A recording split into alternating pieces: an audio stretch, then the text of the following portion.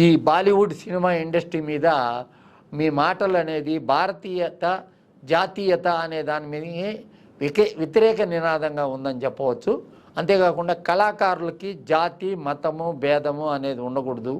కళాకారులు అందరూ కూడా అంత ఎక్కడోళ్ళైనా కానీ బెంగాల్ వాళ్ళు అయితే ఏమి పంజాబ్ వాళ్ళు అయితే ఏమి ఎవరైతే ఏమి ఎవరి సినిమాలు కూడా ఇప్పుడు ఓటీటీ ప్లాట్ఫామ్ వచ్చిన తర్వాత ఆదరణ ఎక్కువైపోతుంది. ప్రతి సినిమాని ప్రతి ఒక్కరు మతాలకి భాషలకి అతీతంగా చూడడం మొదలుపెట్టారు. కంటెంట్ బాగుంటే చూసేదానికి అలవాటు పడ్డారు. కాబట్టి హిందీ సినిమా తారలు వాళ్ళు దక్షిణాది గురించి ఎప్పుడు కూడా తప్పుగా మాట్లాడరు. ఎందుకు మాట్లాడరు అంటే వాళ్ళకి తెలుసు. ఎందుకంటే వాళ్ళ దక్షిణాది దర్శకులు అందరూ కూడా ఇక్కడున్న రాఘవేంద్ర గారు అయితేమి వాళ్ళందరూ కూడా పెద్ద దర్శకులుగా ఆ రోజుల్లో వెలుగొందారు అక్కడ.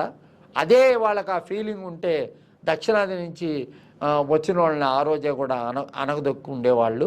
కాబట్టి నేనేం చెప్తానంటే